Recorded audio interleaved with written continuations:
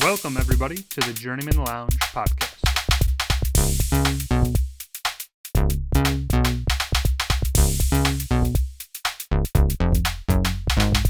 You better be praying to God because, you're 14 and losses in a row. You're going to need Jesus. Am I wrong? I thought you were pretty wrong, yeah. All right. Welcome to the Journeymen Lounge podcast. Bobby has already been saying some outlandish things. So we're going to not address those. No, I love our production meetings. I think we get a lot solved. We are not getting into those qualms because we will be bringing to you guys next week the first ever Sandpaper Hour, which we've been meaning to get to. We've been talking about for months. We'll definitely get that going, and it's going to be a fucking World War goddamn 3. It's going to be crazy shit. So what I wanted to start with here is some stat corrections from the last episode that we all did, because I did release Adam's episode, if you guys saw that. I did listen to a bit of it. I need to finish it. Yeah, just going over Adam's season. He had a really it was shit. It was 2 wins, 2 losses, 2 wins, 1 loss, 1 win. He never won more than 2 games in a row. It's rough go. But we talked about Drose's retirement, and we made a couple mentions about Artis Gilmore and Russell Westbrook. So Russell Westbrook actually didn't have, I would say, a major injury. Yes, he missed time in 2013, but I believe it said it was either a wrist injury or an ankle injury or something like that. In college, I believe that's where he had the major knee injury or whatever. Some knee injury, I thought, yeah. In 2013 he missed that year. What college did you go to again? UCLA. Oh, no kidding. Ryan for 2 points. No, Ryan. Ryan's got this. Play with K-Love. On lock. K-Love. Oh, did he? I like K-Love. All right, so definitely Hall of Famer. Russell's injuries. We were also talking a little bit about Artis Gilmore, and I have to throw it back. I said on that one that Artis had some decent numbers with the Bulls, like 14 points or so. I think it was better than that. No, I thought he was like a 14 and 12 guy. He was actually and dude, get this shit. He's only played 6 seasons with the Bulls. He was good. He averaged 18, 17.9, 17.8, 23, 22, and had 13. He was averaging 10, 9, 12, 13, 13 with the Bulls. So triple doubles pretty much.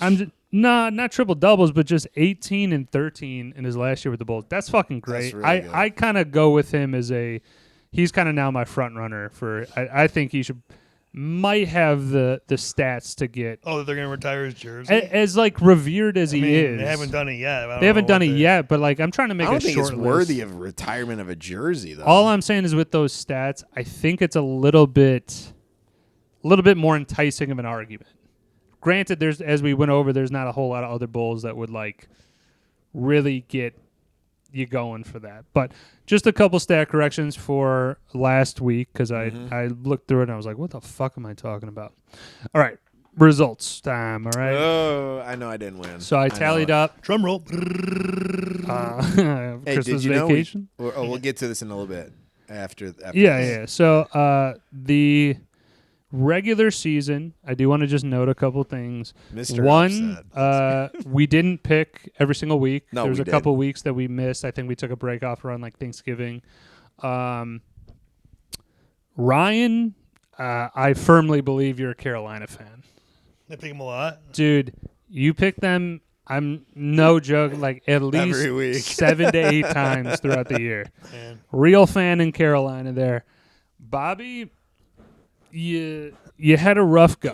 Wasn't abysmal, but you not profitable. I'm not in the black. Yeah, every week was a couple that you took a shot on, and it just never and it panned just out. didn't really pan out. They're good. They're good picks for upside, but whatever. Just didn't pan out. Did you run the show? Do you? There were no perfect weeks. Nobody got every single pick right. And I was a Cleveland fan. I put you love Cleveland. I do. don't know why I picked them so much. Now You that I back look back them at so it. hard. He's like, Well, it was like Jameis Winston as a QB, and like before that, Deshaun Watson. I was like, I believe in Cleveland, which I don't know what the fuck I was on then, man. Ugh. Fuck. Okay, so we're gonna just go Ken and Dave Mars, who guested on the episodes. love having Ken on. 8 and 8, even Steven. Both got 8 both weeks. Okay. In third place, Barbarino, Ugh. 137 correct picks. Out of what though? Am I over the 500 mark? Oh, I didn't even tally the over because, like I said, we didn't That's pick fine, every okay. week. But you can assume it's probably in the 300s. I mean, 16 games a week. Yeah, but we didn't Most do every weeks. week, so Okay, I'm just saying it's up there, like 200 in the 200s. So Oh, you're I probably guess go opposite of what I pick. I guess. operating. You're probably operating more around the Fade, 50%. Bobby. Ryan, second place, 150 correct picks. And yours truly, 166. If you would like to, because I know Bobby was going to be a real guy with a face here. Oh, You can there go we through. You can tally him up yourself. But No, I trust you. that is the I truth. guess he was the whole waiting truth, on all and of nothing our but the picks in truth. order to make his pick, though. He's kind of like testing the waters every time. No, get I it. think Ooh, good everybody. point. It's a good point. I think everybody decided to go with what they felt, and I felt You know like what? 166. This is making sense. I'm actually on Team Bobby on this Thank one. you. All right. What did you say? Rich? Collusion. You're the Rodney. You test the water, see what we When pick, we and then pick, kind of. it's always down all the right, you know what? I line. am gonna go New Orleans. Okay, I'm okay. just- I we're send. teasing You know what? hate. Hey, Okay, that's good fine. job, buddy. Good That's job. fine. Next season, we're gonna switch the order. Who would like to go first? We'll do a random every week. Random every week. Change like it that. up. We'll change it I'm up. just good. teasing him because I hate losing, and I've lost. I guess Yeah, I'm sure. Oh, you also we did have a $5 bet. that's all right. We'll pay up. until- Aight. Yeah. Now the paintball stuff. What was we- that? Well, that's the one thing I didn't look up, and I'm glad that I didn't because, boys, we have hit 100 subscribers. Yeah, We do. we did. We got our we did 100th have it, subscriber. We're triple and we digits want now. to shout out. We want to shout. Hold on. You guys can't hear it, but it's like a funk beat. Oh, I can hear it. There it is. Hold on, I'm just gonna go. We through it. appreciate you. Our 100th subscriber. All right. I don't know if I'm going with the beat or not, but Slapping the bass. not but the bass, man. Hold on, it wasn't that one. That was a sad trombone, but this one.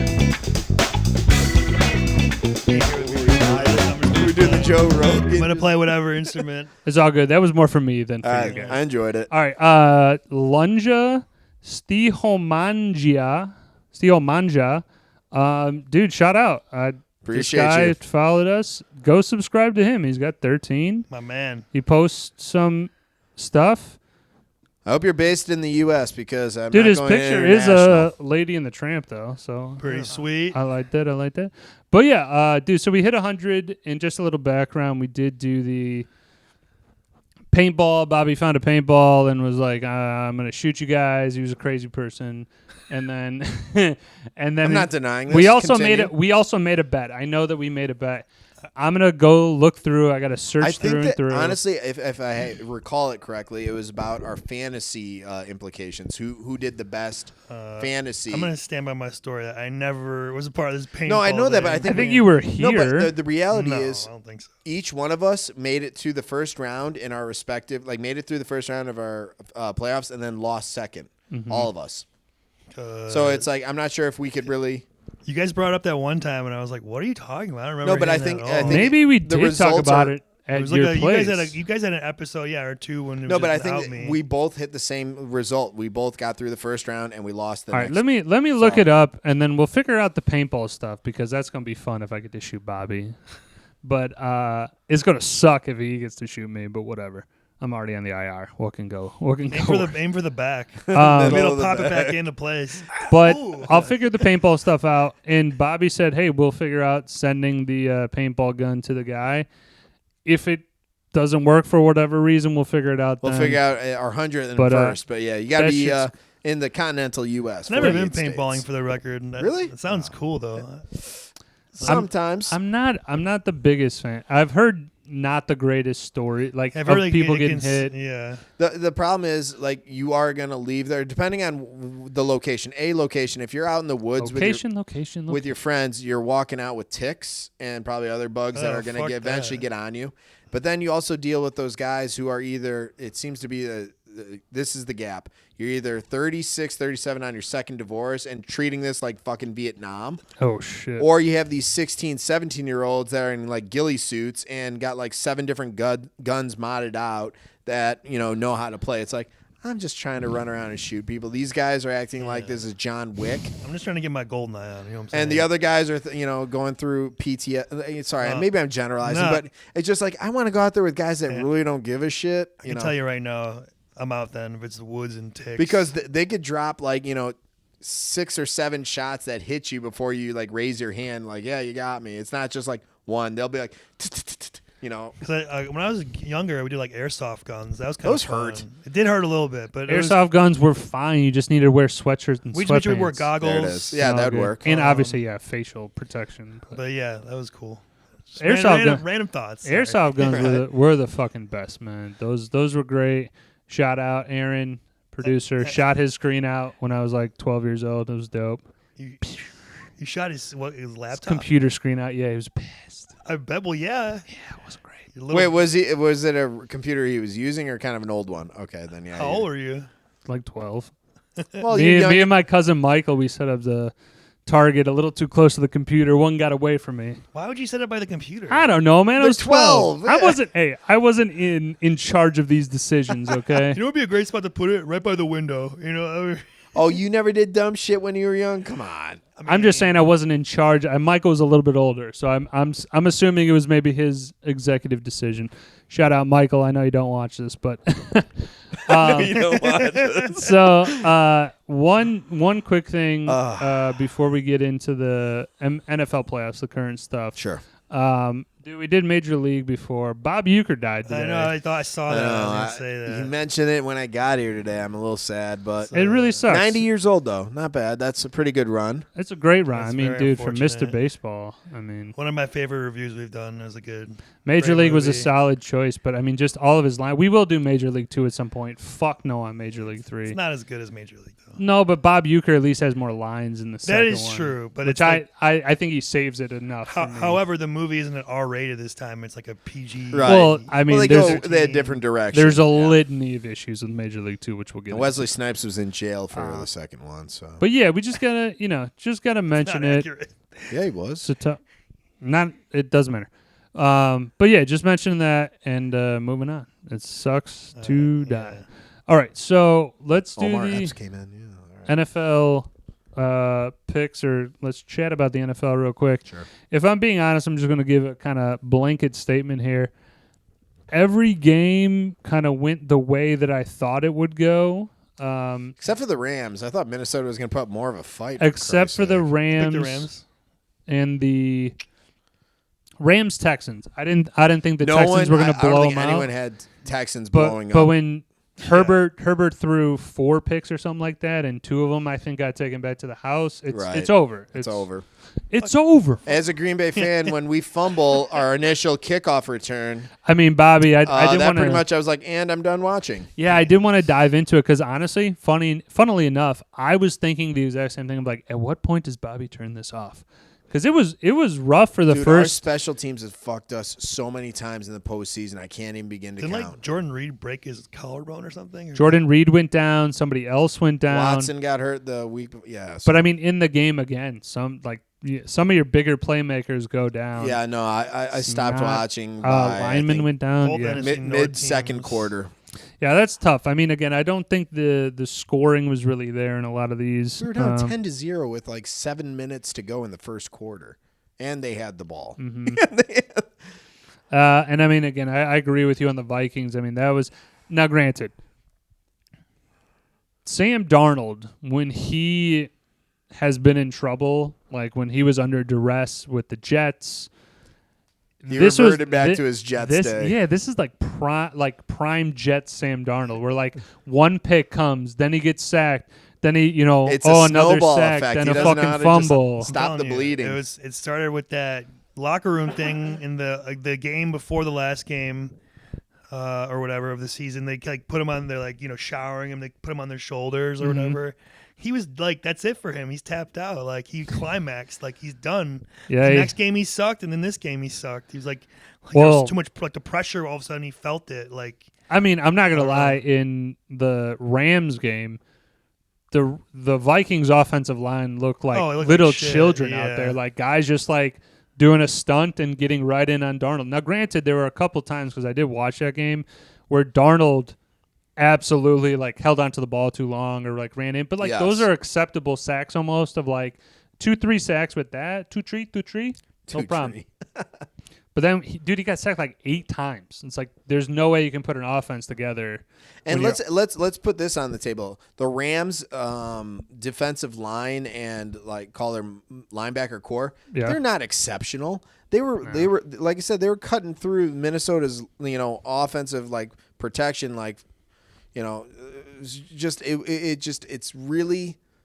I was struggling to understand. I was like, they're not that talented. Now, granted, there's a few skilled players on the Rams, but I wasn't expecting to see a defensive, performance out of them. No, dude. I mean, the Rams just simply coasted. They scored 2 touchdowns in the first half, and Vikings were just putting up field goals. People are pissed off about that whole Stafford sideways, To me, it didn't change the outcome of the game. In a game, if the play doesn't change the outcome, then I just look at it like, why do people care that much? Now, if that's the last play of the game, and it has big difference, then I think it's worth talking about. But that was the first round. First round is usually like that's the mix, that's the bag. Have some good, some were good. Like games. I said, Houston blowing up the Chargers. Tampa Bay Washington was a pretty decent game overall. Good football game. Pick the Bucs, man. They blew it.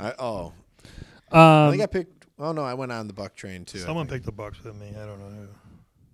I think I picked the Bucs. We all did, actually. No, he rolled Washington. I did. Oh, maybe I think I did. Okay. I think you had Washington and then Bucs. I got one of the. Either way, let's go through the picks for this week. Sure. You got divisional round, Chiefs Texans. Do you want to start with the randomized order now? I don't give a fuck. Chiefs. Texans, but you sound super confident. No, I'm not confident because I think there's a narrative that the NFL wants to follow. So, but I'm going to say Texans all the same. Okay. All right. We got Bills Ravens. Hopefully the game of the year right there. That would be dope. I think that is the game of the year. I'm rocking Buffalo. Give me Baltimore. I want to see Buffalo do it, so I'm going Buffalo. It's more of a heart pick. To me, I think this is Buffalo's absolute last year. You would pick against Lamar. I told you before. I made an omission that admission. Could that be on the sandpaper? I feel it's gonna be me against the world. You don't think Lamar is? No, I made the. Sure, he did. I made the admission. I double backed. All right. I was wrong. But yeah, these guys gotta fucking keep busting my chops. So Buffalo, Baltimore. I'm going Buffalo. I want to see Allen do it. Okay, Lions, Commanders. I'm still going Lions. I'm going Lions as well. Depleted defense and all.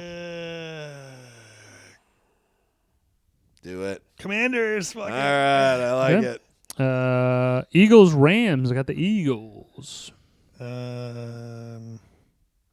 Eagles. I'm going to go Rams on a huge upset. I thought about it, though. I don't know. I mean, Ryan, you were Mr. Upset last year. And that is, honestly... Well, like, the Eagles are that good. That is forever your name. But just like the Rams are kind of like with the fires going on. They got the heat. They're running into it. They seem to be like motivated to like play for the city. And did the Eagles really play well against Green Bay? Right, like I can see I can see the Eagles like pissing it away. Exactly, that's what I think will happen. Everybody watching it should be known that Ryan is definitely a field type of guy. Oh yeah, momentum. Man. He's a momentum. Momentum is one thing. That's fair though. You're definitely into the narrative. That's what you are. Like when you're, it's like a good story, like a good movie. You know, good movie in 20 years comes out. All right. Let's mention it, man. The wildfires are fucking shit up in California. Yeah, it's horrible. That sucks. I'm in Illinois. I can't do anything. Sorry. No, that does suck though. But thoughts are out with people like that. Yeah. And I don't even know if we have any California fans. If we do, crazy. If we do, throw something on our comments. We'll try to support you the best way we know how. Yeah, hopefully you can get that taken care of. They can get that taken care of sooner than later. Yeah, we'll see. All right, but to end on a cheerier note, we got the fucking movie review coming up. We have Animal House, which is my pick. What year did that come out again? 78. 78. And it'll be... You guys got to tune in for it. It's a good one. That's all that I'll say. But any other thoughts before we kind of end this first one? Good. I'm looking forward to our next podcast because it's going to be me against the world, but I'm ready for it. Latest on the Menjay. Oh, it just happened right there. Latest on the Menjay. Just fucking ruined the dismount. God damn it. Just cut that one part out. Just cut that. Fuck it. 5 seconds. Keep out. it in. All right. Peace. Our edit.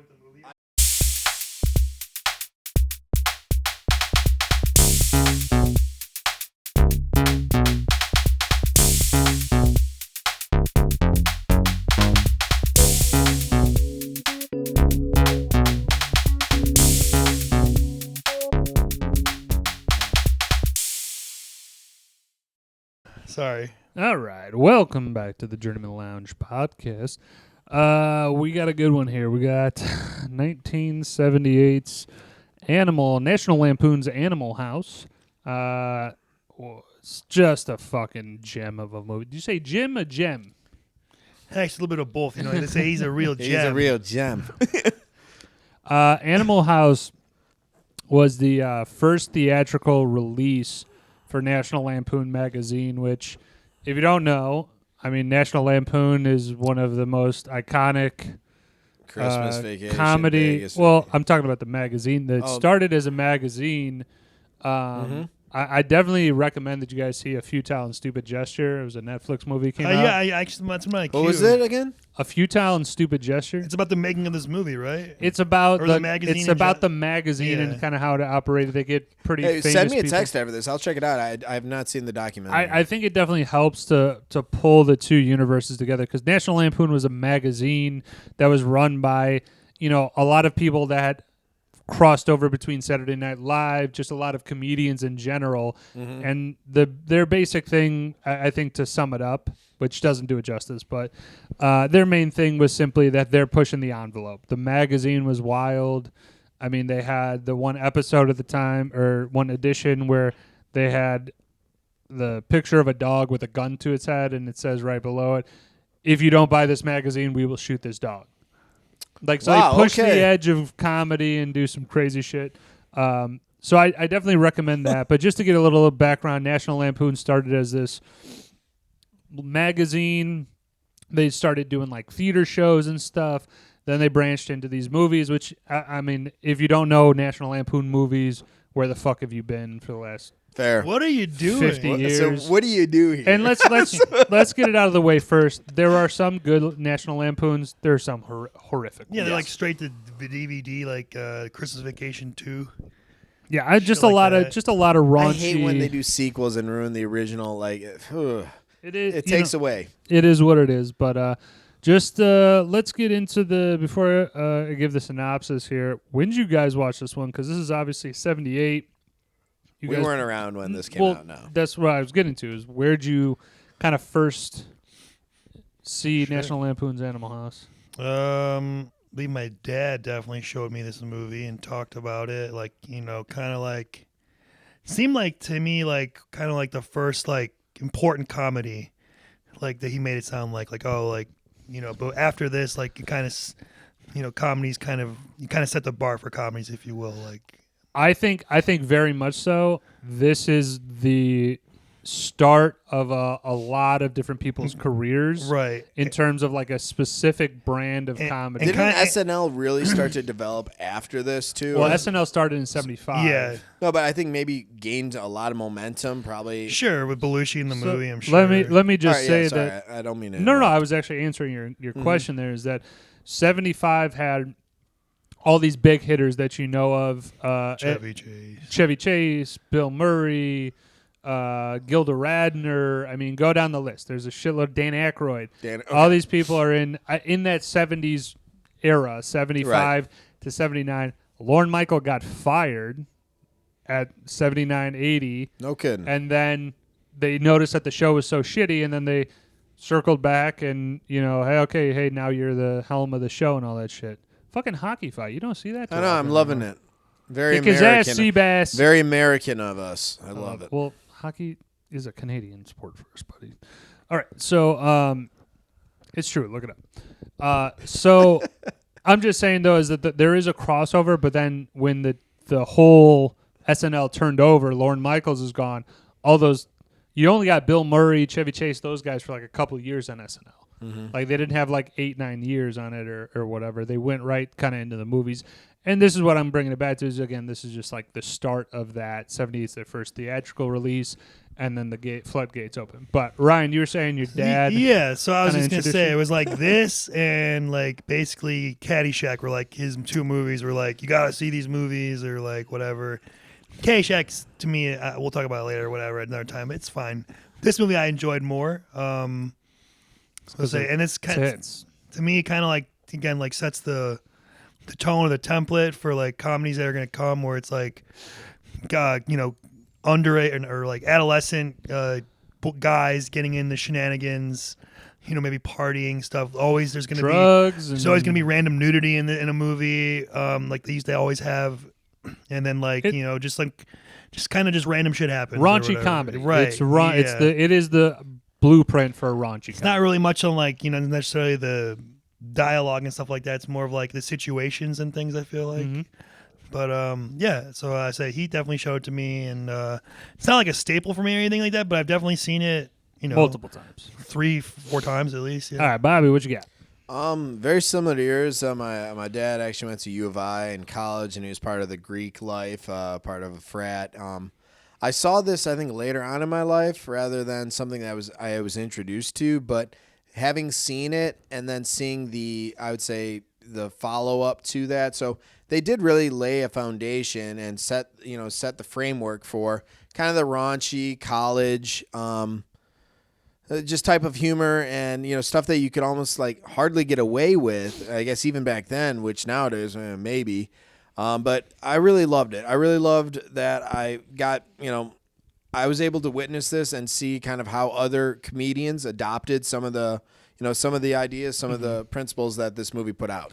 Yeah. For me, I'm sure that my dad probably showed it to me at some point, but I think I kind of more discovered this probably on TV or something. No, like definitely not on TV, but like from my brothers or something like that maybe had a copy. And then this is like probably like when I was more in like high school. Like this is probably it wasn't early for me. It was definitely later on. I'm sure it was on the TV when my dad, like when I was like fucking 8 or something like that. I don't remember. And we're just preoccupied, just doing other stuff. Yeah. More high school. Is that my front door? Yeah. Pause. Okay, let's unshun. All right, so we're just gonna unshun. Explain. Bobby, why don't you just explain what just happened? Because we're just gonna leave it all in. We had a DoorDash person coming to the door that was looking for Jess. They're in the wrong building. Wrong building. Apartment 10, but wrong building. Kind of important when your delivery guy check the numbers in the front of the building. I can see, though, in apartment complexes, it's a little more challenging, I think, to know the different breakouts of the buildings. That's all. It's all good, man. We steered him in the right direction. We're good Samaritans tonight. I know we could have free KFC. I could have lied and be Jess F, but that's not what we're about. Something better than KFC. Yeah. Ryan's a KFC hater. I'd rather have Popeyes. Yeah, but then you eat McDonald's and some of the other shit, man. Rather have a beer. I'm not saying it's good quality stuff, but I'm not a fried chicken guy, really. All right. That's cool. We're at sandpaper hour. Sandpaper. All right. So, okay. Let me go through the synopsis of the movie here. So, the movie came out in 78, but it's set in 62 at Faber University, Faber College, sorry. And basically, Belushi, Tim Matheson, Paul Rieger, these are the characters, the actors' names. Isn't it? I'm sorry, what? Isn't it Peter Rieger or is it Paul? What did I say? Paul. Oh, sorry. It is Peter. But like all these guys, the Bluto, which obviously people should know, Otter, what was the fucking Boone was Rieger. All these guys belong to Delta House, and it shows these two guys, Larry and what's Flounder's real? Kent Dorfman. I was like, Larry Pinto Kroger and Flounder. I don't Larry know. Kroger and Kent Dorfman are freshmen rushing fraternities at this favorite college, and basically there's two main fraternities against each other. It's the Deltas against what's the name I of think the we need to pause again. Omegas? Or no? what? We forgot to put on our attire. We're also rushing. Oh, okay. Be that guy for me just once. Pause it again. Sorry. Okay, we'll be back. Costume change. Did you get taller too? And we're back. We're rushing now. Well, I think people are going to question what's different about us. Well, right I'm the now. same. Well, you know what, man? This is the look of the 60s. I mean, you could tell by the entire ensemble of these guys. They're wearing full like slacks, Suits and ties. like I love it. slacks and like a sweater and a button up just to breakfast at a cafeteria or whatever. I'm Bluto. I'll dress up. Yeah, you're definitely a Bluto And guy. I'm in my sneaking around outfit. So, Bobby, actually, these are This is a shout out jackets. to Joe. Yeah. This is shit we wore at Joe's wedding. I think that's why I'm busting out of it a little He's bit. been hitting the gym lately, really putting I think on, I just grew again. Like, Your arms are like look pretty long in that jacket. I was gonna say. I mean, I'm growing still. I'm a big boy. So back to the movie at hand, Animal House. I will say, Bobby, it's a good idea to dress up. Sorry, we and kind of other missed. times? Yeah. We just forgot to do it at the beginning. So he brought it. We said, fuck it. We'll throw it out there. But I think the goal is for me to look as ridiculous as possible, and mission fucking accomplished. So I think we look good. I think we could rush and maybe get part of a fraternity. with Tall this round. guy and little. I mean, dude, it's if I wanted to, I could. I don't want to. It's a good jacket. So in terms of the synopsis, so you got the Deltas against what's the name of the other Is group? it Omegas or am I wrong? Is that a sorority? I don't remember what their name is. I don't know. We'll put it There's in some there. inconsistencies that Woj mentioned on that too. We'll get so the Deltas versus the That was the Omegas too. okay. Yeah. Insert name Omega, here. yeah. Omegas. I was right. So the Deltas against the Omegas. The Deltas are the worst behaved frat on campus. They are known for partying. They do wild shit. They are philanderers. Like the reject frat. But I'm the part that matters to the college is that they're an embarrassment on the college. They don't Yeah, give their a fuck. collective GPA is like And 2. basically, Dean Wormer is basically just trying to get them kicked out. That's the whole plot of the Right. movie, and they're basically going through these different stages of you're already on probation, now you're on double secret probation, then you're kicked out, then chaos ensues, and they go, fuck it, let's blow up the whole thing. But that's basically the synopsis. We'll get into kind of more of the specifics here right now. So let's start with favorite scenes. I'll just start it off by saying I love the walking through a campus. Obviously, I went to ISU, Same. Illinois State. The Redbirds. I've been there. And Ryan's been there. Many You went to times. Eastern, right? I didn't go anywhere. Oh. Went to Harper. Harper. All right. Harper Hawks. So I like the aesthetic of a campus, though. I like the Sure. quad. I like the buildings. Obviously, most universities have been there for a long time. Fun fact, this was filmed at the University of Oregon. Oh, no I believe, kidding. in Portland. Ducks, Correct. baby. That's correct. And so Go Ducks. I just like the view of that, the older buildings coming through, and it reminded me a lot of my own college, which I don't know. Bobby, did you ever rush a frat?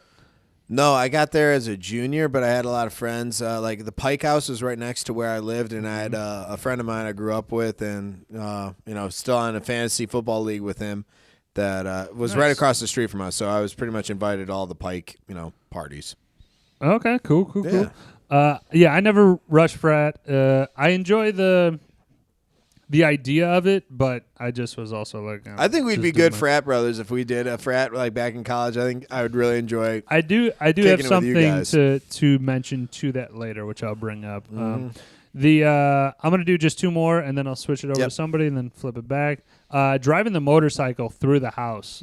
D-Day, Daniel Day Simpson is one of the frat brothers, maybe because I don't know, he is not he's incomplete in the whole school and all that stuff. But he drives a fucking motorcycle through the house, up the stairs, parks it, and then dude, he plays like he's just an eccentric guy. He plays his throat like. He's like, that's right. All these fucking weird sounds and shit. All right, somebody else go. When they're dropping off the drunk chick right in the front of the house in what was it, the shopping cart or like a wheelbarrow? Pinto in the shopping cart. Yeah, and they're like pump, pump, pump. Okay. That whole scene, I thought it was just like, how fun. And then I guess this is gonna be on everyone's, but when they're at the bar with Otis Day. So are you talking about at the Dexter Lounge or in the bottom of the basement fraternity? Because in the Dexter Lounge, like Boone yells out to Otis, "Hey, Otis!" Yeah, I'm thinking of that. Yep, that one is a wild scene. That is a wild scene. So they're both the best scenes. I'm just gonna get out. Yeah, no, for sure. I'm just saying the one scene is. Boone, one of the guys there, thinks that Otis is like, oh yeah, these college kids are. Let's just talk about them. Let's talk about it. Let's open it up. Which one you wanted? The want to start with the lounge or the party? The one I was thinking is the lounge. Let's start with the party. Okay, the party precedes it. So. Yes, party is first. So yeah, they had the frat party or whatever. You said Otis and the Knights are playing in the basement. Mm-hmm. Love it. It was a toga party. Toga, yeah, of course. The toga. What's his face? Bluto smashes the guy's guitar in the Right. stairwell. Yep. That was great. Oh, and so that was not planned. I think he just did that on a whim or whatever. So all their reactions are genuine. Kind of a awkward, weird thing. Pinto hooking up with a girl who later turns out is like 13. So it's like yeah. Like I said, they got away with a lot of shit that might not. The actual actress was 19. Right. But in the story, they're pushing the envelope. Well, he didn't know she was 13, by the way. She tells him later. But yeah, anyway, she's acting older and saying, "Hey, He's hooking up with her at the party, and then she passes out in the middle of him before he's about to like bang her, basically. And she's all these tissues in her bra. That was kind of funny. And then he has the whole the devil and angel thing, which again, the subject matter is whatever risque, if you will, but it was kind of that part. But hold on, there's movies that came from this, like Neighbors, Old School, or sure. Jay and Silent Bob Strike Back, like that whole angel devil. Like, I mean, a lot. That's what I'm saying. This paved the way for different comedic gold in the future too. They no, absolutely borrow from it. Yeah, is that they made that that was funny. The age shit, choice is interesting and yeah. We'll talk about the picky nits and the other stuff there. And then do you want to get into the scene, lounge scene? The lounge scene. Well, we didn't even really talk about the toga too much. The toga scene. Oh, sorry, go ahead, man. No, I'm just saying is that like the Otis Day and the Knights, which we'll just mention it right now. Dwayne Jesse was the name of the actor, and then literally changed his name to Otis Day, and then started touring as Otis Day. Right? Isn't that wild? Never knew that until I read it. Fucking here. But I mean, he plays some fucking unbelievable songs there. We'll get into the song part in the soundtrack, but them playing it, them dancing, them turtling, where everybody just lies in their bed and goes fucking nuts. They're all buddies, right? The Otis Day is like, hey, we're fucking hanging with the buddies. And they're playing Shout, iconic. They're playing Shout. They fucking are like running around like a circle. Everybody's like hanging out, and the fucking guys are coming in. A little bit softer now. Yeah, Shout's so fucking bad. Danny and Woj and my cousin Joe, if you're watching this, they go nuts at any party or any wedding. So it's the fucking this song comes out. I can't help when I hear this song to think of Wedding Crashers as well. For sure. The intro? Yeah. So that's the toga scene with Otis Day. Fucking beautiful, right? Like everybody's having a fucking great time. Right, they think they're cool with the band. Right. They're boys. The way in which they get to see Otis the second time is wild. The one guy finds a newspaper, again, pushing the envelope at the time. Guy finds he finds a newspaper. Otter is the good-looking guy, Tim the Lothario, yeah. And he finds a fraternity, like a woman who went to, I think it was Emily Dickinson. Was some the name neighboring college. It was an all-women's college. Yeah. And he goes up and says, oh, I have a date with this dead person. And the roommate comes down. He says he's her fiance. Her fiance. Right. And so she comes down and he's like, oh, why don't you... I don't think I should be alone tonight. And then she goes with him. He's like, oh, can you bring some dates for my friends? 3 dates for my friends. Right. And so they're driving through the place to Emily Dickinson, and they pull over because they see Otis Day and the Knights, and it's at this Dexter's Lounge House or some shit, and it's like this bar, all black bar. Oh, yeah, it's a black bar, yeah. They walk in, the only white people there. They're like, we're the only white people music here. stops. Yeah, they all look at him. Dude, Otis is playing Shamalama Shamalama Dong. Yeah. Fucking it's like it's such a great song, but the again, just dead silence. There's some weirdness there too with the we're gonna dance with your dates. Come mind if we dance with your dates. It's a great scene, but it's two completely different experiences from Otis Day. Everything's great, and then Boone at the bar. Otis, my man, and then he does one of these, and then he looks at him like, "Who the fuck are you, man?" He shouldn't dude. be. The guy next to him, he just looks at him. He just shows him a fucking switchblade. And then he later just sits next to Flounder, and they all like surround the table or whatever. And then also Tim Matheson getting the girl out in the car to hook up with her, cleverly, like pretending like he's sad.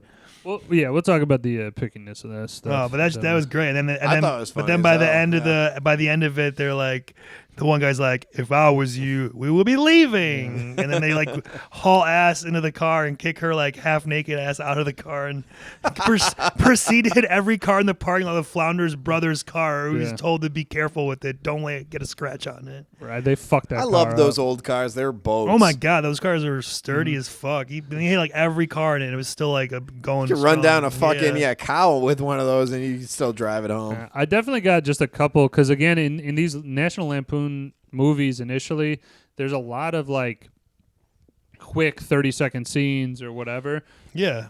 A lot of transitions, yeah. There's Bluto under the bleachers looking at the cheerleader's upskirt, and he's just making a face. And he always they break the fourth wall, so they like turn to the camera a lot and just like. Well, I like too that in this movie they do like a lot of the juxtaposition of the two fraternities, like how Delta's more of like the trashier house, and like they're doing their voting on the pledges in their slideshow, and they hate Flounder, and then they show the other, and then they bring him in or whatever in the middle of the night with the fire extinguishers, and then the other house they're doing the paddle thing with Kevin Bacon, the Thank You Sir, I Have Another. It's called Initiation. Yes, Initiation. And then, of course, in the beginning, like how the frat, they're like the rich frat, and then they go walk down the road, and like you said, the motorcycle through the house, and everything just completely different. Yeah. The die sounds something with D. Yeah. But I can't even think of the word there.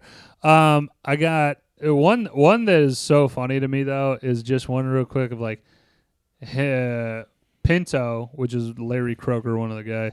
He's hooking up with a girl, which again you learn later is 13. Yeah. And he's hooking up with a girl, and he's trying to get the bra, and he's like doing the look like this, and I was like, God damn, that's exactly what you did back in the day. Guy's a rookie, man. When you were inexperienced, hey, did. We've all gone through the learning couple of these curve. where you're like, what the fuck is this thing, man? Dude, I mean, honestly, be real. At some point, all of us should have been to the girl like, hey, that's going to be more you than me at this point. You know what? I did feel like later in life it's more of a she just takes care of it, which I appreciate. I want to say I was always pretty good at it. You know what? He prepared me for that. Okay. Let me say. Tell me. Not perfect at everything, but this particular aspect. First time. Let me smooth my you're tie out. You're going to stand there and tell me the first time. I don't recall. Oh, I don't recall now. I swear. I don't recall if you recall, there's an episode of That 70s Show where they have this specific topic. And they like tell you how to do it. So I kind of took notes of it. I'm not saying I was perfect. I'm just saying, but you could do the one hand, just left hand. I don't believe. All right, so apparently Playboy over here who's got like 100 deep on his bench. I call bullshit first time. I don't think he'd lie about that. You were not deeling with some. I mean, I might the first time I might have used two hands, but I don't remember struggling. I'll be honest, with it like man. I'd say the first couple of attempts for me, it's more of like, hey, I fail at this point. Just take care of it. Obviously, Pinto. I'm not talking about that. I'm talking about just the moment of you're thinking like, oh, I got this, and then you got to take a look, and you're just like, what the fuck? I believe that you didn't do that, but to fucking sit here and I say, don't recall time I had no problem. I call bullshit on that, and I rest my case. Moving on. All right, Bobby. Thank you. All right. Thank you. It's a no one. I also got at a random moment, they're taking a cow out of the house when the Delta house is getting kicked out. And then the guy drops the beer and Bluto's like, no. Yeah. Do you know that scene where he just downs the whole bottle of Jack? That was him actually downing a bottle of Jack. No, it was tea. Iced tea. No, it wasn't. Yes, it was. We'll talk about it later. Fine. We'll talk about it later. I did the research. Okay. You are wrong, Mr. Player Pimp. All right. The just the way in which there's a xylophone just playing like doot doot doot doot as Bluto is doing this like weird like crawl or like not crawl but like he's like kind of crab walking, like he does a couple shuffles. The unnecessary sneaking around scene. Yeah, he's like doing some shuffle steps and doing that stuff. It's when they get Flounder to put the horse into the office of the put dean. the horse in the dean's office, and they give him a gun with blanks, and he shoots it up in the air, not trying to kill the horse. The horse has a heart attack or something. Yeah, I don't know. It dies, and then later on, the guy comes in with a chainsaw to like get rid of it. Get up, it's fucking wild. I mean, I like the scene where Otter and Boone are hitting the golf balls at the Maestro and his horse. I'm sorry, I don't know the guy's name. Niedermeyer. Marmalade. It's the Maestro. Marmalade, really? Yeah, the horse. Oh, the horse. Yeah, Marmalade. No. Marmalade is Greg Marmalade is the name of the jock. Oh, I'm guy. sorry. You are talking about Niedermeyer. I don't know the horse's name. Okay, so that scene, I mean, dude, they're hitting golf balls at ROTC, guys. I mean, mainly at Niedermeyer, but that shit sounds like so much fun. That does. And honestly, in the script or in the other like notes and shit like that, that was based off of Harold Ramis actually doing that. I heard that too. And I think he went to. I'm a butcher it.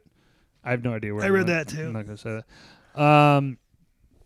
And then also the last part about that horse getting killed is like this. It's a slow pan too of like D-Day and Bluto just like looking at each other because you hear the gunshot and then you hear the thud of the horse and they're like, oh shit! Like there were blanks in that gun, weren't there? Yeah. Holy shit! Bluto makes this movie. I mean, he is definitely the top guy in my. Thank you. Yeah, I was gonna say without any his comedic presence. Last one. Yeah, about Pinto, Boone, and his girlfriend getting high with Donald Sutherland. Oh, Mr. Jennings. Yes. Yeah. He's like, Jennings. so you're telling me that a universe can be in the atom of a fingernail. So the whole universe could be in my fingernail. Whoa. Can I buy some pot from you? Yeah. I'll get one more. The singing and dancing drunk to Louie Louie. How about the cafeteria scene with again Belushi just stacking all the food up and then it.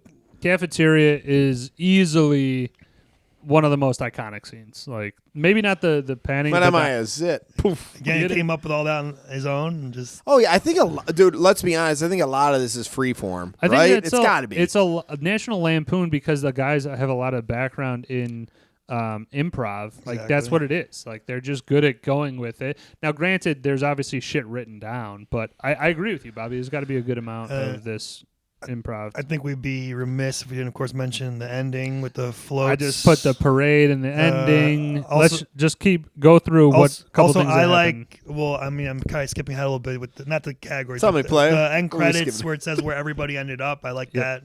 I like that. They might have started that thing. I'm not sure. They might have. I don't remember seeing something earlier that does that kind of shit. I just also wanted to mention, so the guy who plays Stork is fucking, what's his dick? I don't know. Doug Kenny, who wrote the movie. The guy plays Stork he gets the baton for the band. Oh, yeah. No, the baton. He leads a band down a fucking alleyway. To nowhere. Yeah. And they just fucking cram in. It's obviously a ridiculous idea, but it makes me piss my pants laugh. I mean, I was in marching band, and that shit just to me, I don't know why, is just such a little funny part. You have Bluto as a pirate and just like climbing on buildings and stuff like that. Great. Let's just go through the ending credits because they make me piss my pants laughing. I don't have it written down. If you got it, I got it. So the main guy in the what we say it was the Omegas, the Bad Frat. The Bad Frat, yeah. Yeah, Omega. Yeah, it says Gregory Marmalade, 63. It's like the things of like the graduation. Yeah, the year they graduated and what they ended up doing. You should see Animal House, but this is good enough. So Gregory Marmalade, 63, Nixon White House aide. raped in prison 74. I was like, holy shit, dude. Like I said, I think none of this shit would be made available. I mean, they pushed the envelope. Eric Stratton, Otter, gynecologist. Yeah, Los Angeles. Los Angeles. Douglas Niedermeyer, killed in Vietnam by his own troops. Yeah. That was funny as shit. I remember that. You got Daniel Day Simpson, whereabouts unknown. I love that. Yeah. Just leave it up to a mystery. And then Senator and Mrs. John Blutarsky. So Bluto becomes a senator. Oh my god, dude, this is it's something that I love. Just like people do that now. Sometimes it's very infrequent, but that used to be a thing. Like it's the same thing in those like 90s and early 2000s movies where they would play like some R&B over it, and then it's like, well, remember the Titans? They did that. Coach Carter. Yeah, Coach Carter definitely is the one that I'm thinking of, but they didn't remember the Titans. But I mean, they did this in Stripes, you know. Stripes, right? But like I said, I think I'm sure it's been done before Animal House, but maybe this is more mainstream that made it more of a thing. Yeah, I feel like it definitely at least popularized it for sure. Sure. All right, let's get into some cast and others. Let me just start off by saying John Landis directed this. Fucking stellar. Gem. Enough said on that. Written by Harold Ramis, who is, I believe, very involved in National Lampoon. This is the same Harold Ramis from Ghostbusters. Yeah, and he wanted to be Boone, but they wouldn't cast him because he thought he was too old. Yep. Even though the guy who did play him was only 3 years younger than him. Right, Paul Riegert, yeah. Yeah. And I will just... Pete Riegert. It's not... God damn, I am sorry, Pete Riegert. All right. Pizza. I wrote down Paul, too. Son of a bitch. Disrespect. It's not disrespect. It's unintentional. I'm calling his agent tomorrow. I will also say, though, that... I wonder if he has Bill an agent Murray, still. Bill Murray, Chevy Chase, Brian Doyle Murray, and Dan Aykroyd all had parts in mind. Like they were considered for it, but or they had like them in mind for it, but they had conflicts with work. Laura Michaels wouldn't let him do it. Imagine if they had all of them in it. That would have been at least with Aykroyd. Threatened to fire him if he took the role. Right. So really? Okay, look at you doing your deep dive. Yeah, I'm just saying that like they put in a lot of the same players, which is great. And then I just also want to mention, written by Doug Kenny, who is the focal point of that A Futile and Stupid Gesture, which again I think you have to watch that to really appreciate the National Lampoon, because Doug Kenny is one of the guys that kind of like founded it and was one of the main starters. And then Chris Miller is the other guy standing next to Stork, like they're fucking right there in the movie. Jugdash? No. I mean, let's just get it out of the way. John Belushi, enough said. I mean, what? Enough said, yeah. One of the greatest actors of all time, and he fucking died when he was, what, I'd give Rosie O'Donnell right now to bring him back, even for only a few months. Cocaine, I believe. Just 8 balls and all kinds of crazy shit. I feel bad. That was the scene, though, for a lot of these comedians in the 80s, 70s. Like, you know. Well, I mean, Chris Farley fucking went the same way. Just, for the past couple decades, I feel for him. This was the movie debuts for, I believe, Karen Allen and Kevin Bacon. Yes. That was his debut, Bacon, really? No shit. Okay. 78. So, I mean, damn. I mean, Kevin Bacon became a fucking megastar. Karen Allen is in a bunch of shit, don't get me wrong, but Kevin Bacon, yeah, completely. Karen Allen, a lot of stuff. Raiders of the Lost Ark. Without a doubt. Yeah. I'm not saying she didn't have a good career. I'm Raiders. just saying in comparison to Kevin Bacon is one of the most... Fair point, yeah. Like... No, but she's in some iconic movies, though. Mm-hmm. Sandlot as well. You're right. Come on now. Let him cook. Of Tim Matheson, you already mentioned it, is in there. Pete Riegert, who plays the Sopranos, but also plays the cop in the Mask. The Mask. Yeah. Yep. You have Bruce McGill. That guy's in everything. That's that guy. He's that guy. That guy, I think. He should be the winner. He's in a crazy amount of shit. Literally like, he's a police captain in this. And like, name it. Ride Along. I don't know. Like he's always got a scene or two, but that's about it that, you'll see him in. He's in a ton of movies. He's in a bunch of shit. Love to have his paycheck. Donald Sutherland. I totally blanked on. Kiefer's father. He died a couple months. Oh, yeah, 6-7 months ago, maybe. But dude, he was a great one. Well, I mean, he was in so much. I can't believe they got him for this movie at the time. Because he's in like the Invasion of the Body Snatchers and some other things. And I guess it was only like a 3-day thing. And they offered him either gross or 75 grand flat, and he took the 75 grand. Unfortunately, could have made like $3 or $4 million if he had taken the other deal. Bruce Vernon, who was Dean Wormer. He is that guy too. I was gonna say he's the voice of Rupert Thorne in Batman the Animated Series. Okay, love it. Love Batman. He was also in a couple of Clint Eastwood movies. Yeah. Shit. Josie and Josie what? Josie the Outlaw. Josie the Outlaw. Josie Wales the Outlaw. Josie Wales. I recognize his voice right away. I'm like, it's Rupert Thorne from Batman. Like I couldn't not hear it. Definitely. And then also I always like to mention this because I put it 2 and 2 together real quick. Mark Metcalf, who plays Niedermeyer, is the dad. I mean, he did some other stuff. Maestro work, yeah. No, he's done a bunch of other shit. What? Right? He's Maestro from Seinfeld. No shit. Okay. Okay, but you're right. Oh my god. He's the dad in the Twisted Sister video. We're not going to take. Oh yeah, that's true. I'm gonna have to see the music video. You're gonna see it, and you're going, yeah, fucking Niedermeyer's right there. I mean, I just think it was the Maestro. Okay, no. I mean, isn't that Quiet Riot or no? No, it's Twisted Sister. I'm an idiot. I'm thinking of Come On, Feel the Noise. Sorry. And then I also put in there Otis Day again. Knowing that he changed his name and had a career after this is fucking wild. He was also in some other movies I saw, Car Wash, stuff like that. Other kind of musically inclined movies. In terms of that guy, you said Bruce McGill. He's in a bunch of shit. I mean, that's my vote. He's probably it. I mean, that guy is a tough thing for me because there's just a lot of guys I'd also argue the Maestro because I know him as the Maestro. I got you. I get that. But the other guy's been in like multiple things. Like Bruce McGill's probably been in the most things. I would agree with that. In terms of who, let's take Belushi out of it. Who else was, in your opinion, kind of the best? Not even you can include main characters. Dean. I thought the Dean was funny as hell too. I thought he was a good villain. Good villain. I would go Otter. I mean, Tim Matheson is smooth in this movie. He is. I also like Pinto. Pinto's fun. You know who I got? And again, it was only there for 3 days. Donald Sutherland, man. Yeah, he's like a little spacey kind of professor. I just like that aesthetic of him, and then he's smoking weed, and then you know what? You're right. To that extent, gets bare ass. The end of the movie. He's sleeping then with Karen Allen. Yeah, it's wild. Which he did that so she would get bare ass. By the way, at least according to what I read as well. She's like she didn't want to do it, so he's like, "Oh, I'll do it." And she's like, "Well, if he's gonna do it, I'll do it." Right. Fuck it. Look at that teamwork, huh? In terms of cast, I have something for like the replacing casting. Oh, like a casting couch. Casting couch. I just had one. I got one, but it also ties into my Switcheroo.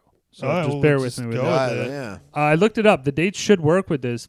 Tim Robbins was like 20 years old. Okay. I would rather prefer him as Larry Kroger Pinto. As Pinto? Yeah. As like just kind of like a gangly kind of like. You think he's too tall to be Pinto then? Well, obviously they'd have to workshop the name, but I'm saying just Pinto's character, the main freshman. I was going with Rick Moranis for the same thing for Pinto. I can see Rick Moranis for sure, but Rick Moranis in 78. Think he's too old, or he wouldn't be too old. I mean, they're 30 playing college kids, so it's not like Rick Moranis is a youthful face in general. Yeah, but some of them look 30 years old. Sure, I mean for sure. Who'd you say Rick Moranis? I'm curious. When was he born? I mean, I wouldn't hate it. Shout out Rick Moranis. I don't know how old he was. I 53 and 78, so 20. Yeah, I've been fine. I've been perfect. Yeah, that's what I thought. I think it'd be a good swap out because I like that. I like Rick Moranis. I'm just thinking Tim Robbins. I fucking love Tim. Can we get? No, I get it. Can we get John Candy as Flounder? Yes, that would have been awesome. Love John Candy with Rick Moranis as Pinto. Wow, dude. Wow, you just blew my fucking mind, dude. Come on. Wow, I gotta give you something. God, if we could have been part of that production committee or something. When we get those time travel machines up, do we put Harold Ramis as Boone like he wanted and Bill Murray as Otter? We get them together early before pre-stripes. There's so much going on there. I feel like you nailed it with. I'm just saying I don't know. No, I think the Bill. Yeah. I don't know. You think it's a little much, right? Is it too I think much? it'd be a little much with Bill Murray. Bill Murray and Harold Ramis. I like the guys who are in it. Don't get me wrong. Or could we throw Bill Murray in a random just kind of cutaway scene and just as like I like him as an ancillary character. Ancillary kind of stop in. He's like at the. Well, he can be at the bar because it wouldn't make sense. If Bill Murray was going to play any role, it's as D-Day. Like a kind of wild, crazy I could dude. see that. I could see that. He grows out some facial hair. For Aykroyd because he rode Aykroyd, motorcycles. I couldn't believe for D-Day. I like Aykroyd. I could believe him absolutely as D-Day. He's got that fucking in his bag. Well, I think it was actually written for him, is what I read. I don't know. For me, I can't. I'm just saying is like I think Aykroyd and Murray would occupy the same space in this. I don't like Bill Murray as a Lothario guy of like. Or do we like Chevy as Otter? I like Chevy in give general. Me some Chevy. I'm a Chevy guy. I can see that. Chevy as Otter would work. Beautiful. No. Now again, I think you have to rework then Pete Rieger as somebody else. You can't put Pete. With Here's us Chevy. taking something that's like 40 years old and trying to. That's fun. I like this breakdown when do. When there's a lot of pieces to, because usually you're like, who the fuck could I put in there? But like, we got a lot of pieces to. I think it's easier for older movies like this because we know the actors of the time more than like they're doing it for like more recent movies. It's like, well, who would be this? It's like, you're right. I don't know. Like, you're right. No, you're right in that sense. We have a little bit more familiarity. You guys got a switcheroo or a casting? Let's go casting couch if you got one. The casting we done. I think we're done with the cast. Okay, the cast that was a collab effort. Go with switcheroo. Loved it. Man, well, I don't know how it would be possible. It's like it wouldn't make sense. Talking time. Our ass. Well, I was just saying, I would have loved to have. Again, it wouldn't make sense. Like it had to be oh like. my God! Say what the fuck you're gonna say. My God, when I heard shout out, I preamble. wanted to see Vince Vaughn, Owen Wilson, and somehow maybe they're at the party or they're crashing the party. I don't know, like, but again, they wouldn't have to be like some weird like meta movie where. You're saying traveling through movies for some reason. I don't, you know what I mean? I don't know. Like, I mean, all you have to say is I want Vince Vaughn and because the movie takes place. You just say, hey, I just want them as the characters in the 2000s back in right. So like you can just say it wouldn't that. be possible, but if we yes, right. we get that. All right. So my concept is we've all seen The Breakfast Club. You have the one teacher is a total hard ass.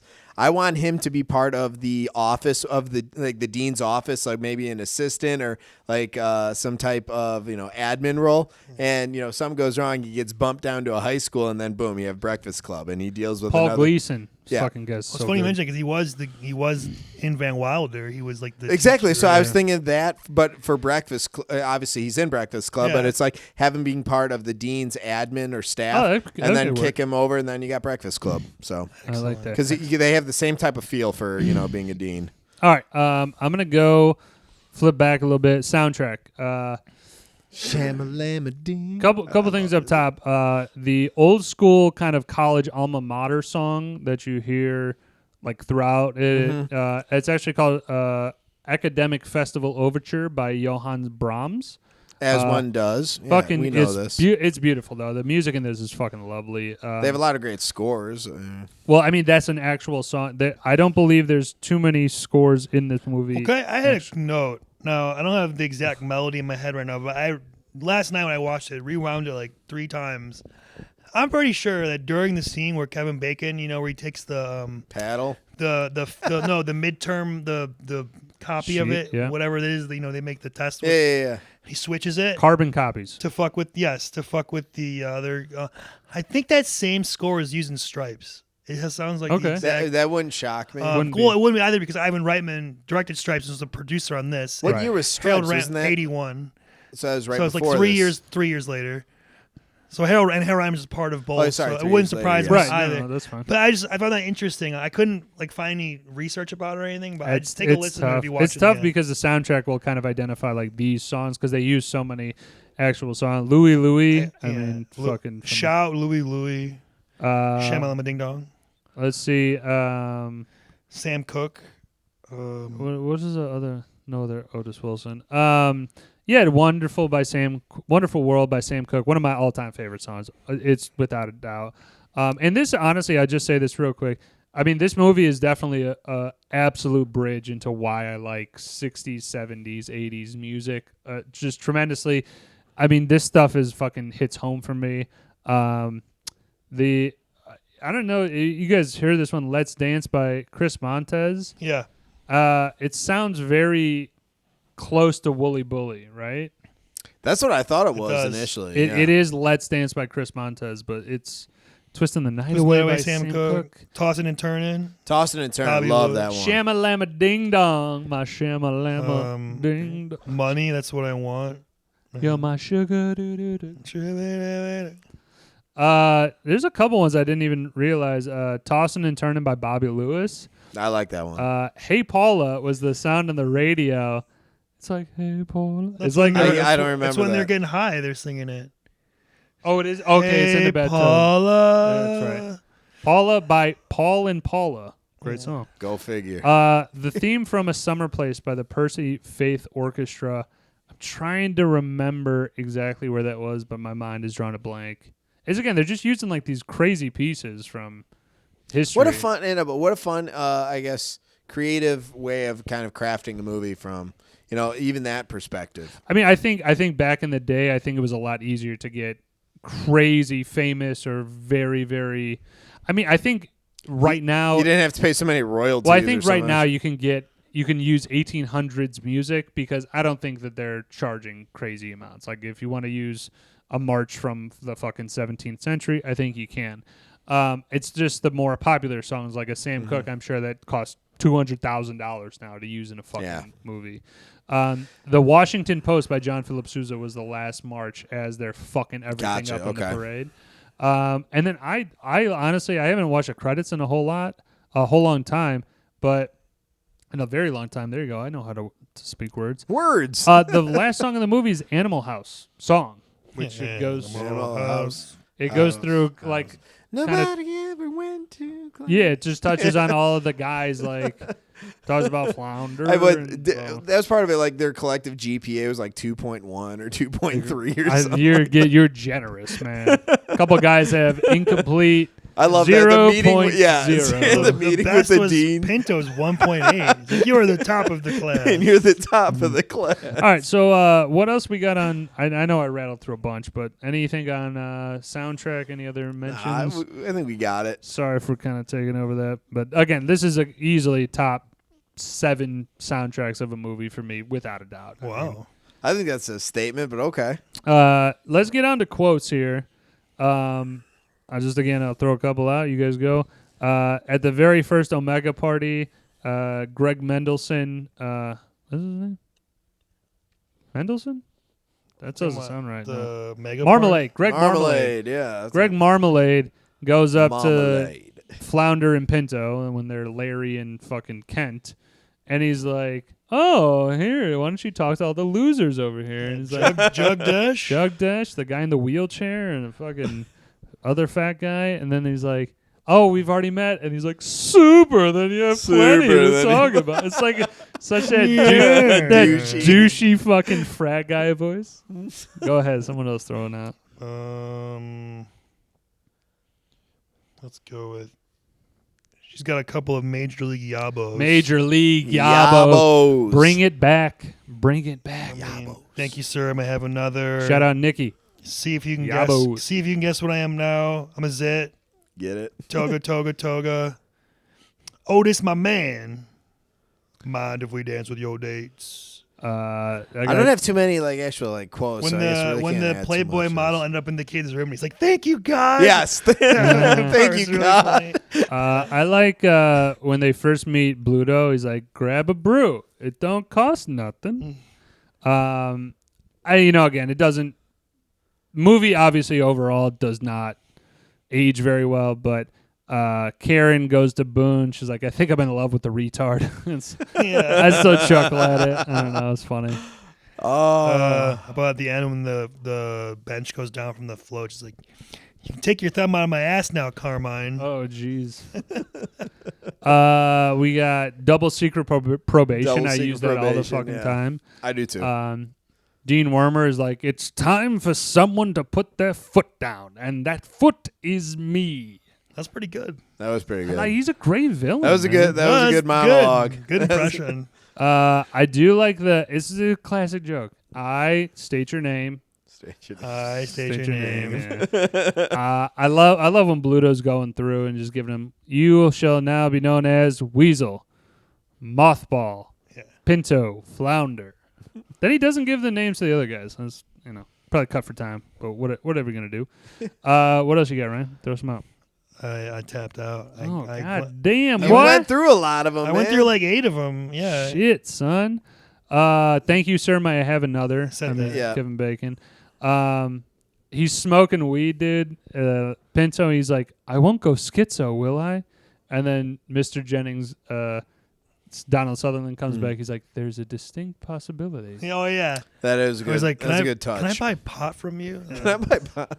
Bluto just fucking, when they kill the horse, he's like, holy shit. Holy shit. Oh, dude, Carmine, the mayor of the town, is like kind of dirty. And he's like, if you mention extortion again, I'll have your legs broken. You're doing great with these impressions, man. I'm enjoying them. That boy is a P-I-G pig. See if you can guess what I am now. I'm a zit. Get it? Oh, Did God damn that. it. Sorry, I gotta fucking... That's okay. You're doing it better than me, but I did say it. Okay. Now he's stealing your limelight. I do recognize Ryan's that. a jealous I type, will have to do apparently. this one because this I didn't take time to write down the words here, but the guy singing in the stairwell was like, I gave my love a cherry that had no stone. I gave my love a chicken that had no bones. I gave my love a story that had no end. And he fucking rails that guitar. Right? He grabs it. It's a parody of another actual good song, but yeah. Is it? I didn't even know that. I don't have the exact quote, but at the end, when they're doing the things, he's like, hey, this is Pinto, the boy who molested me last week. Oh, Jesus, yeah. I was like, oh my God. What the hell? I forgot about that. When they're getting kicked out of school, Boone goes to Otter. He's like, take it easy, man. I think they're serious. He's like, don't worry, I'm pre-law. It's like, thought you were pre-med. What's the difference? Yeah. They took the bar, man. The whole fucking bar. Oh, man, dude. You're going to laugh your asses off. Anyone who watches this, I hope you guys get a chance to I'm going to put it in the graphic that I'm just fucking quote dumping right now all over the place. Quote. My advice to you, start drinking heavily. He's pre-med. You should listen to him. Dean Wormer going to Flounder. He's like, fat, drunk, and stupid is no way to go through life, son. I like that one. It was Greg and Dougie, some of the other Hitler use. Otter gets his ass kicked there. And then, I'm sorry. This is the pied de resistance, and I'm done with this one. Yeah, I was going to say, you're going in a tailspin here. I'm not a tailspin. I'm fucking absolutely fine. You're doing fine. You're doing fine. Bluto's trying to rally the troops, and he's like, nothing is over until we decide it is. Was it over when the Germans bombed Pearl Harbor? And everybody looks around like, what the fuck? Sorry, that was my last one. Good finish. Good finish. That ended on a good one, though. Oh, man. All right, real quick. Spinoffs, prequels, sequels. We kind of did that, didn't we? No, that was That was Switcheroo. That was Switcheroo. Oh, okay, sorry. I could never do it now because he died, but Animal House, the reunion, where they would come back years later. Oh, I do like that idea. Kind of like American Pie, the reunion. They did that. It wasn't that great, but I think. I think American Pie reunion was actually. I liked it. But I think it was fine, but I think the Animal House reunion would have been much better. If a bunch of people didn't. But there's no Belushi, so it's a bunch of people died. Doug Kenny also fucking died. With, 10 years later. But that was my idea. I like that. I do like the one. I want the previous year at Faber, where they have Otter's in his own. But junior year of college, I don't know if this was the same for you, Bobby, but junior year is where you got your bearings and you're fucking hey, I'm 21, alcohol, getting tickets for underage drinking and shit is not a thing that was anymore. the problem. I have a May birthday. I was 21 late in my junior year. Oh, shit. Real that late. Sucks. It was basically finishing finals. Basically over, yeah. Yeah, essentially finishing finals and then me going to the bar now I'm legal. Right, yeah, dude. I just look at it as junior year, they had to been just up the ante, just go crazier and crazier. My spinoff I'd love to, and you can't do this, like I said, but maybe you can if you get the right acting or casting for it. But John Belushi, him rushing. Oh yeah, that would be fun. Bluto's first year rushing, making a name. I think for of himself. all of them. Are they the same age? That'd be good if they were like. Well, Bluto's been in college for 7 years. Oh, okay, my bad. Like his original rush, I suppose. That's fun. a good idea too. I like that too. I would be remiss if I forgot to mention this. Operation Tits. I mean, John Belushi. Operation Tits. He grabs a ladder. He goes up to the sorority, and just right as the one sitting in the window. Mandy Pepperidge is like taking her top off, and I mean, dude, he just gets a boner and he pushes himself away from the fucking wall. Oh my god, just one of the greatest Animal House scenes. All right, let's wrap it up with Picky Nits here. Yep. What do you guys got? Well, to branch off of that, how did you not hear him with the ladder fucking bouncing around? over? You can and also he's right in front of her and she's looking his way, but she's not somehow.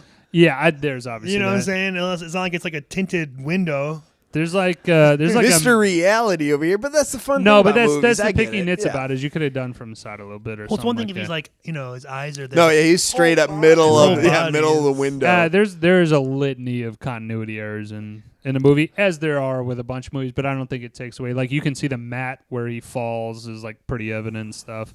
The mannequin leg that's thrown out the window goes like 100 feet. Like they're so far away from the house there. How did Flounder not get shot at the end by the maestro? Right. Yeah. The other people behind it because they shot through a glass bottle. There's a whole crowd behind Also, it. how is the cops not taking down the maestro? He just opened fire in the middle of a public street. That was my one. I was like, all right, I guess discharging a weapon, you're good. They had like ROTC and military guys out there, but like they couldn't do shit. It's like, you don't have authority here. I don't A real picky one is a guy who smokes some weed. They got a weird pass of the joint in that. Did you see that? How the rotation? It's 2 people in the bathtub, 2 people outside of the bathtub. It goes bathtub. Like, you talking about the professor or different? No, I'm saying the rotation of it. Boone smokes it first. He's here. Yeah. Then here in the bathtub still. Mm-hmm. Larry's here, and they pass it across to Mr. Jennings, and then he passes it back here. You know, normally you just go like this. It's a circle, right? It's circular. But that makes me think of like Happy across Gilmore. And then back. Yeah. You're fucking up the rotation, man. Also, it only takes 1 puff. That's a rookie move. Rookie Should at least move, take rookie 2 mistake. puffs. Take a drag. I and did like another his follow-up. little joint clip holder, though. That was The roach? That was roach clip. Roach clip, yeah. How does Pinto know where the girl lives when she's passed out? That's fair. Yeah. That's I mean, weird. maybe they told, hey, I live at this house. That'd be weird. Also, just getting to it now, right? Like, maybe she had chose a slightly older girl. 13's a little. I'm not gonna lie. Couldn't you make her like 17? Well, but the same 17? thing for old school. They play on that same trick. Well, Well, she's 17. She's 16, cares? 17. All right. No. She's still 13's like junior high. Okay. Yeah, you're right. This is You're what right. it is. Fair. Is that the movie doesn't age well in general. We all know that, right? Yeah.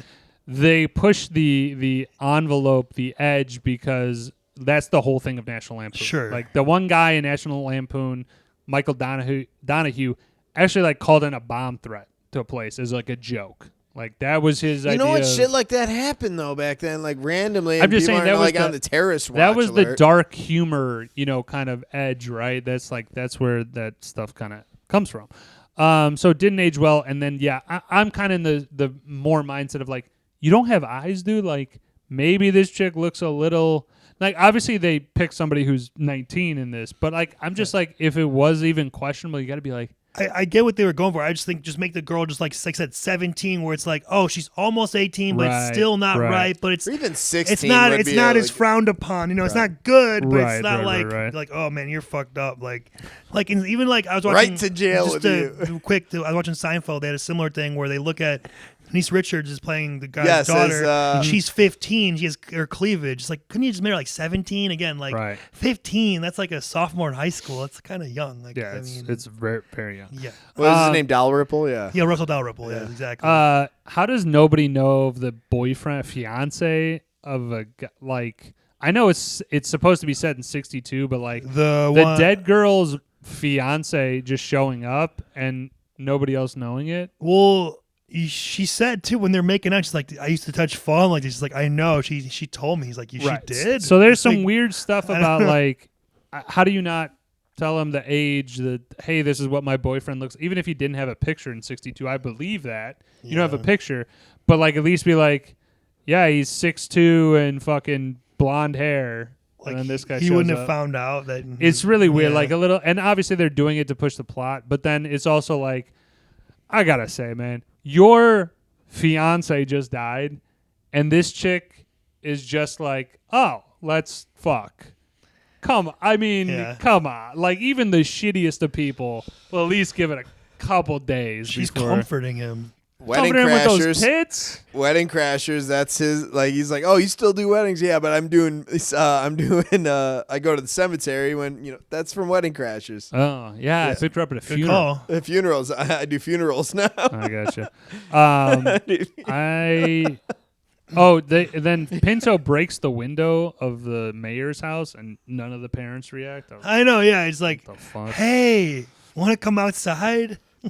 and even though it is one of my favorite gags of the film, the band is just like marching into the fucking alley. They just keep marching. They just keep going. Okay, that's a little much, but other than that, I have also once Pinto found out she was like the age she was, wasn't he like? Wouldn't he be like, get the fuck away? He fucking bailed. He went with her to the parade. Yeah, or whatever. and he was like, "This is the guy that's a little weird. What was going on there?" That's weird. You're right, dude. I totally blocked that. Yeah. Just a couple other things I just throw in. The dean tells the local draft boards that they're eligible now that they're no longer in college. I was like, that's fucked, dude.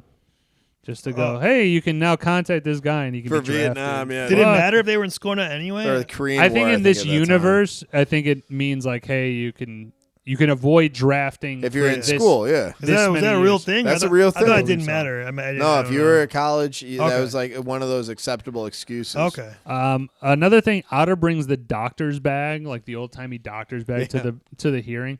I gotta get me one of those. Those look sick. Let's just see one more. You gotta put a button on this thing. I know the time, man. Don't rush me. Don't rush me. And speaking of rush.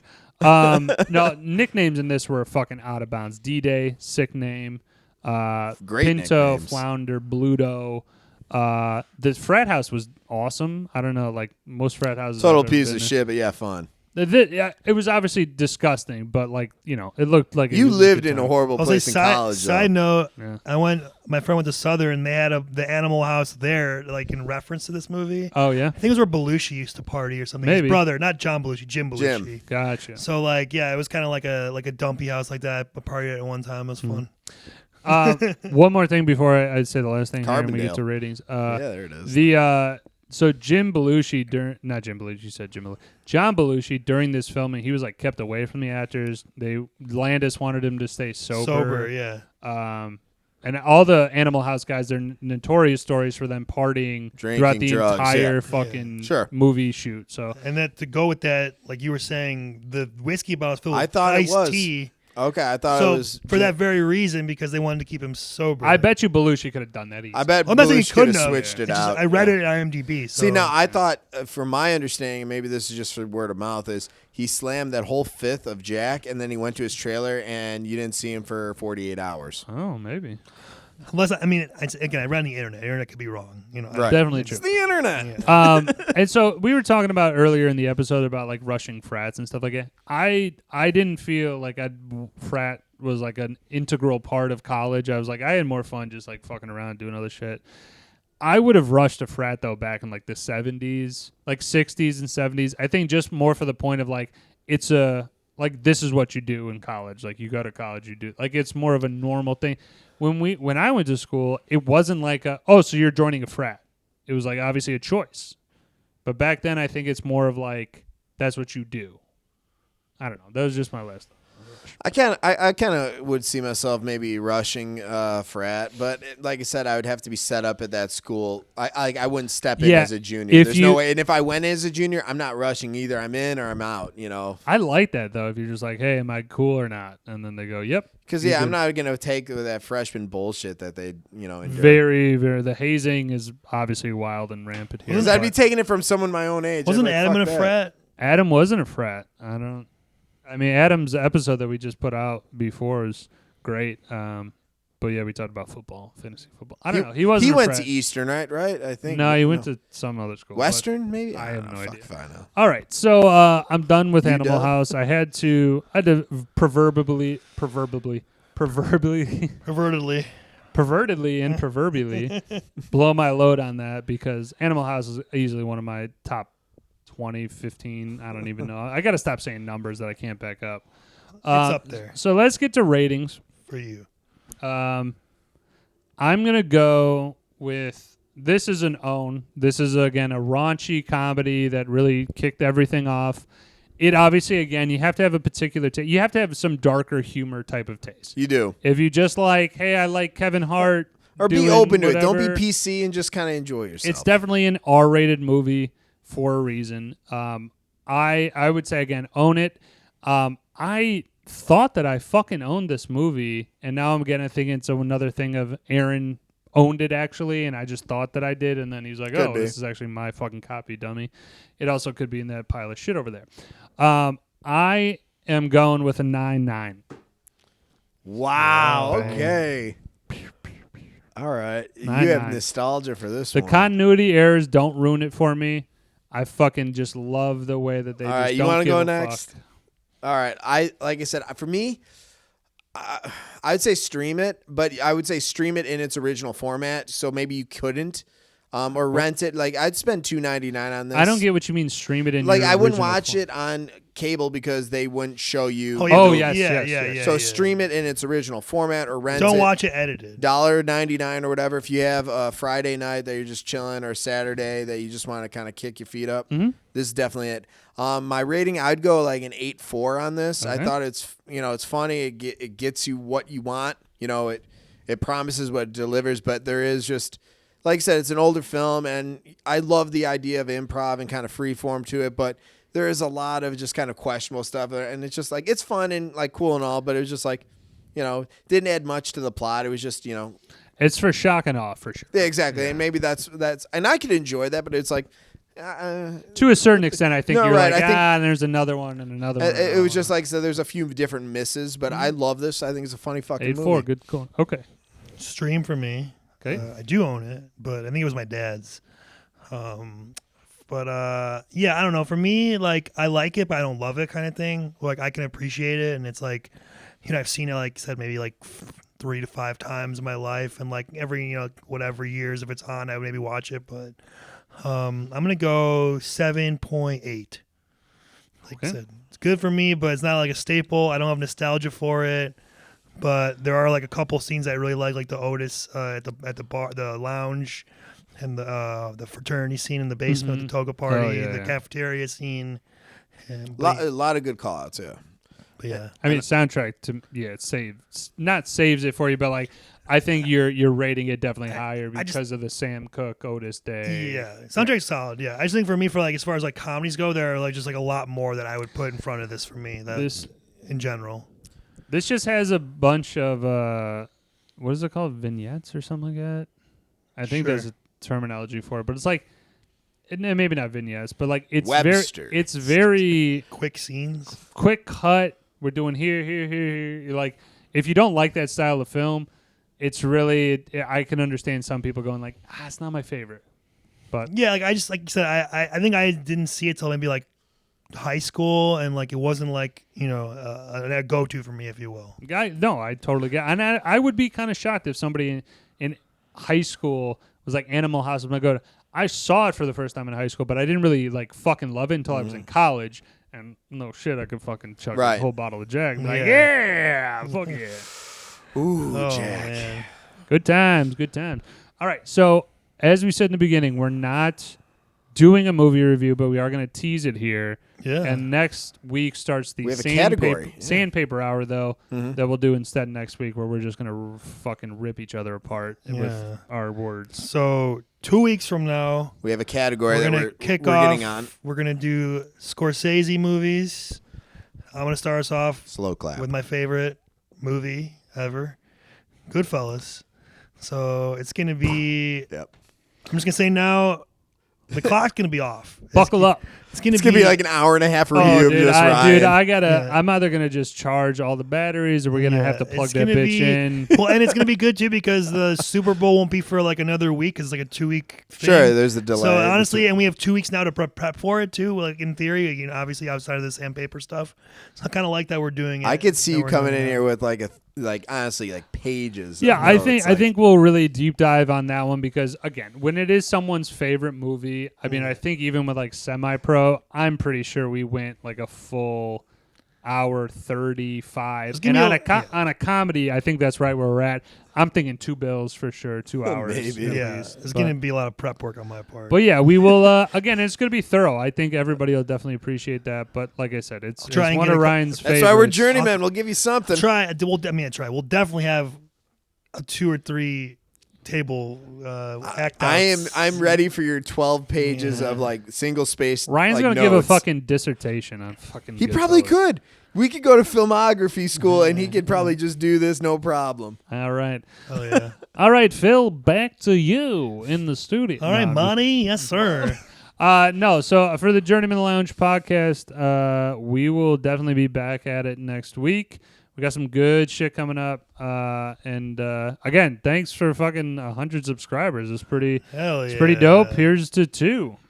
Oh, that'd be cool. Yeah, here's to whatever. We'll take whatever we can get. I'll tell you that right now. I mean, I think we'll eventually get to 2. Just optimism. People just gotta realize that as we continue to get more shit under our belt, it'll be better stuff. It'll be. I mean, some of the clips that Ryan has put out is goddamn comedy gold already. I really think so. Check out the Instagram because that shit is fucking great. And we're in HD now. That's kind of cool. I watched. I think it looks better. It does look better. I think so too. Yeah. So. All right, guys. For the Journeymen Lounge podcast, I'm Woj. I'm Ryan. And Bobby. And we'll talk to y'all later.